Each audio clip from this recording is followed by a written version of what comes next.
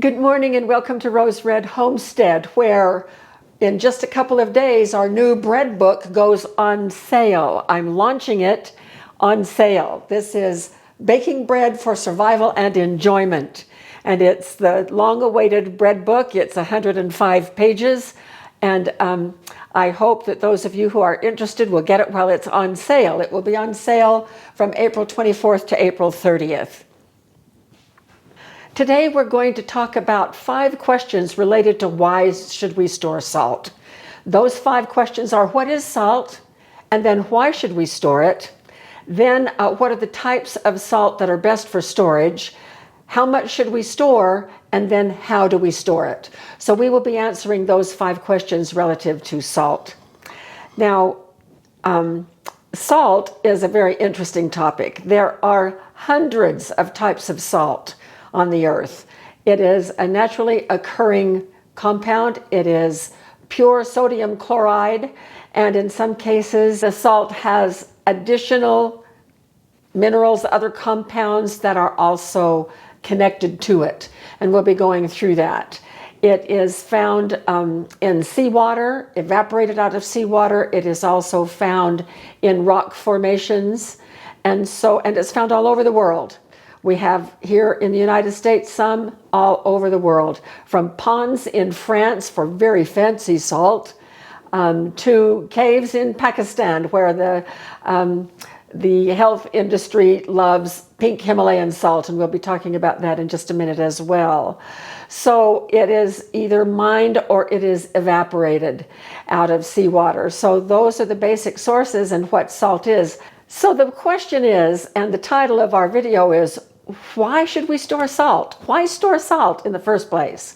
Well, the number one reason is it is essential for life in humans.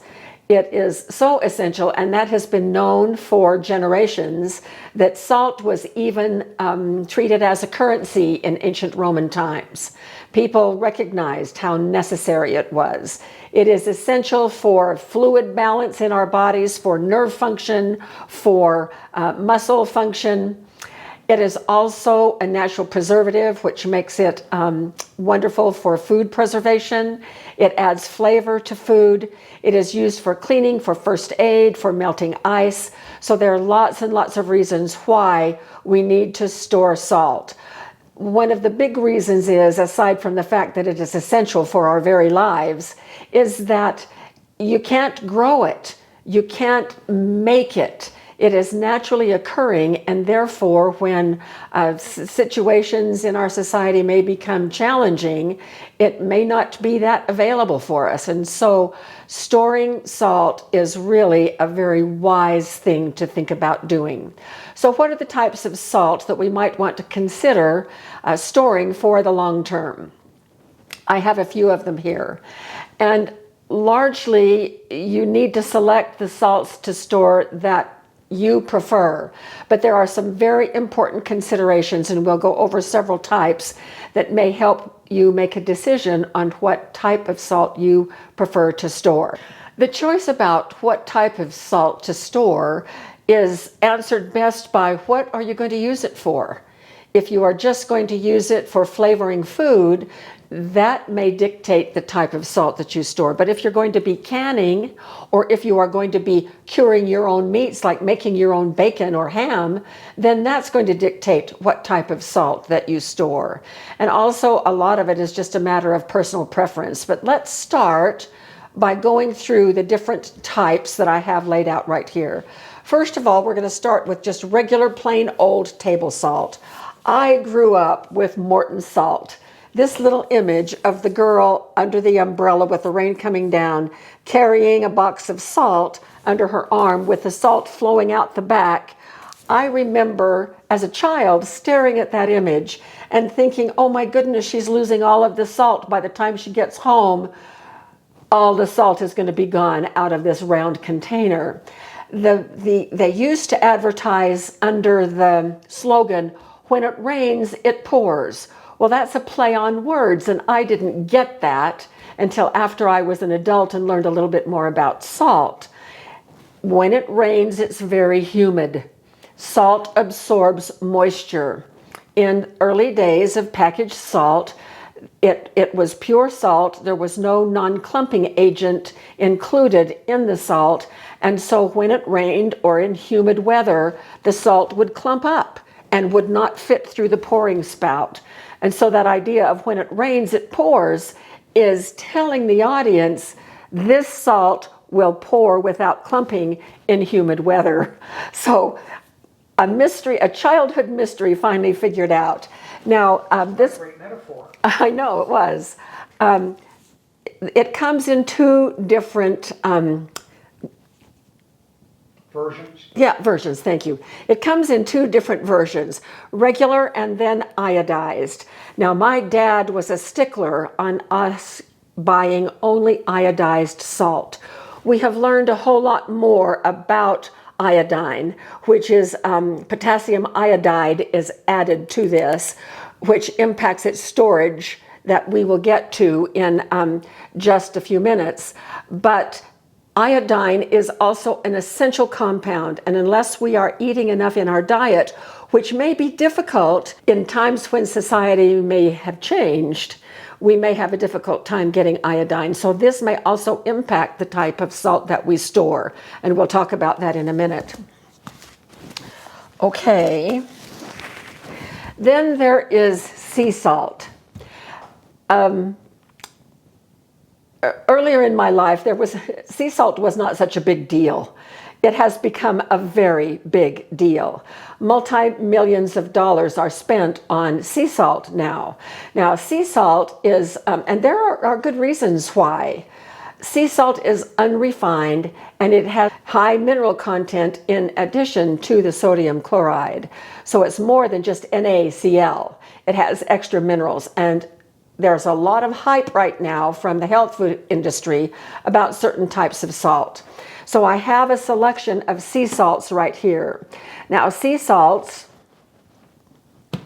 are either evaporated from existing seawater or they are mined from where ancient seas laid down layer after layer of salt. And that's where the Himalayan salt comes from, Himalayan pink salt, which is right here. I have it right here in powdered form, and you may be able to see the clump on the top there, clumps on the top, because there's no anti-caking ingredient in sea salt. Sea salt is pure salt with added minerals. Here is some Himalayan pink salt, more like rock salt that you can grind into table salt. Himalayan salt comes from salt mines in Pakistan, and it is about 120 miles from the Himalayan mountains, but nevertheless it is called Himalayan pink salt. And it is mined in huge chunks of rock that they then have to grind into the various forms. And then, of course, it is transported all over the world because it has become the darling of the health food industry right now. And some claims have been made on the Himalayan pink salt that are simply not true. So just be cautious about the type of salt that and don't believe everything that you might read about it.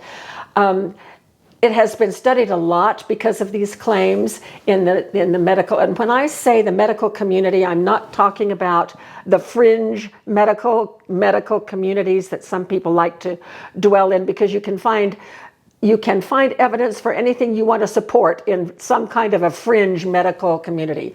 I am talking about mainstream medical research. A lot of it has been done on Himalayan pink salt, and it is really not that much different from other forms of sea salt either. So, and I know some people aren't going to like to hear that. Other types of sea salt, this is sea salt coarse crystals, sal de mer gros. This is from France. And it was evaporated out of in ponds from seawater, and it's almost all gone. And I've treasured this. I've had it for several years, but it's almost all gone.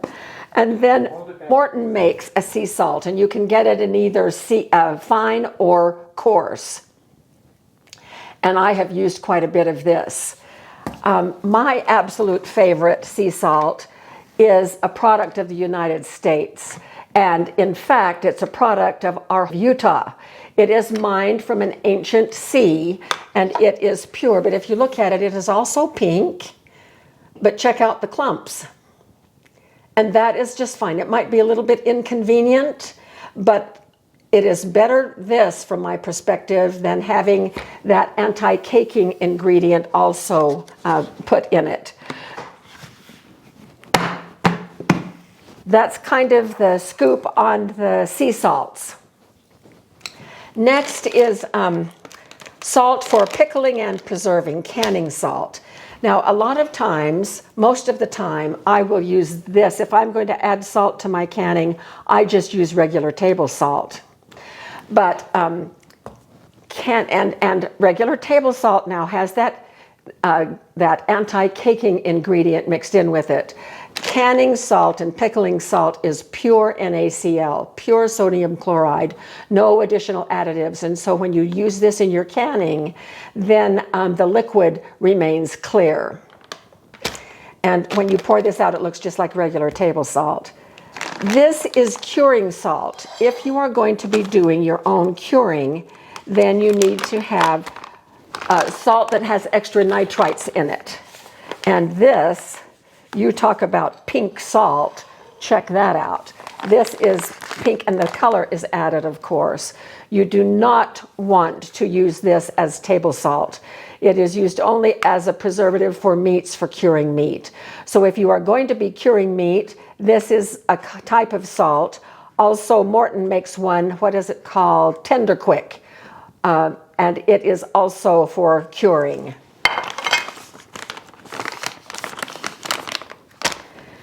Next in line are the kosher salts. Kosher salts are also pure, there are no additives, and they are beloved by fancy chefs around the world. Kosher salt, this is diamond crystal. Many of you probably have experience with diamond crystal.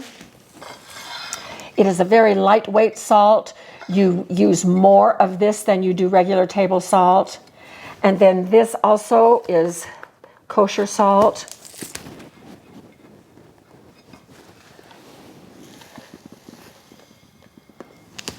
Looks very similar. It is harder than this one is. This is very airy. This one is not. I also really, really like kosher salt. So here are the two examples of that. Then last on our list here is ice cream salt or cooling salt. And this is rock salt. Many of you are very familiar with this.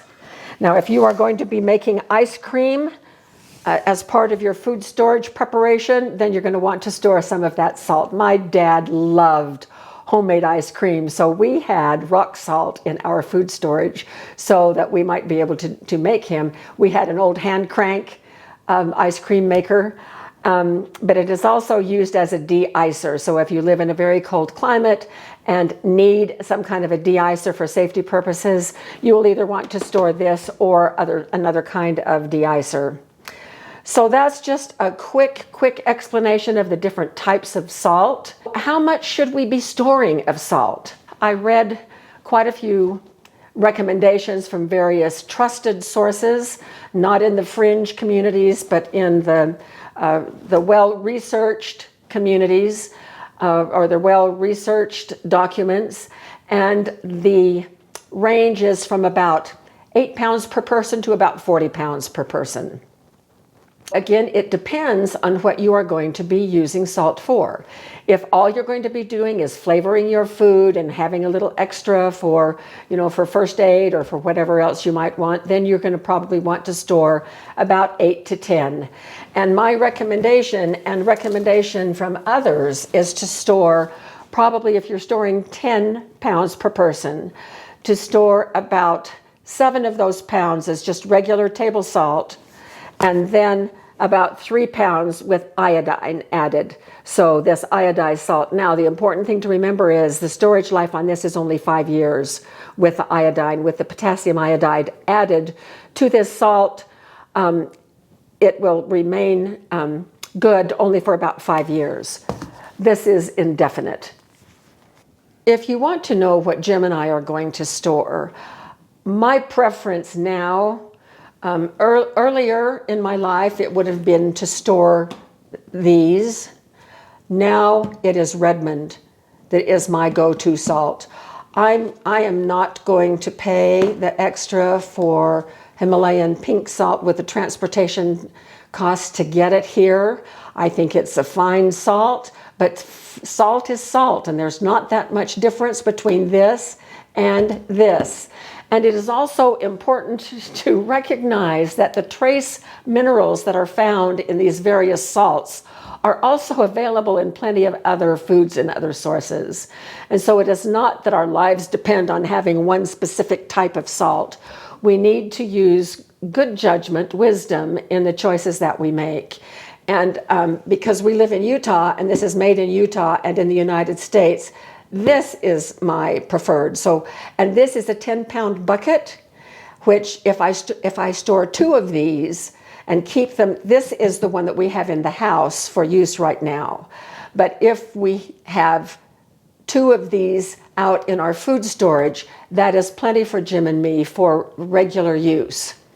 10 to 40 pounds, and depending on about 10 pounds for regular use, and then that extra 30 pounds or whatever it is for other uses. I would also be storing some of this canning and pickling. And because I like kosher so much, I will store some of this. I don't plan on doing a lot of curing of meats, so I won't be storing any of this. And maybe just a couple of boxes of this, not a whole lot. With climate the way it is right now, even though we had a very interesting wet and cold winter, I don't need to stock up on a whole lot of this. We have other ways when we've got snow and ice covered sidewalks, which isn't very often. How do we store salt? And this is really important as well. Salt, all of these salts except for the iodized salt will last indefinitely if stored properly. And they can be stored in light. Temperature isn't a factor, light is not a factor, but the big factor is moisture. When you are storing for long-term storage of salt, just make sure that the salt is stored in a moisture-proof container like this little bucket right here. Now, if you are storing salt that is in cardboard containers like this and this and this and this, then you will want to put these little packages of salt inside like a 5-gallon bucket to keep them a big moisture barrier that will protect them from absorbing the moisture, because they can absorb moisture right through the label, right through the cardboard. And then salt will store indefinitely except for iodized salt. These are the basic reasons for storing salt. We've talked about what salt is, the chemical compound, why we should store it. We've talked about several different types that are good. And in terms of the sea salt, there are many, many versions of sea salt that would be very appropriate to store long term for just regular use. We've talked about how much to store and how to store it. I hope this video is helpful for you, and it probably would be a good idea to start working on your salt storage right now if you haven't done it before. Right now, while salt is still relatively inexpensive, and because it stores indefinitely, do it now while the prices are right, so that we can be secure that we will have this essential mineral stored that will help keep us alive. Thanks so much for joining us. I hope this was useful, and we will see you very soon with another video.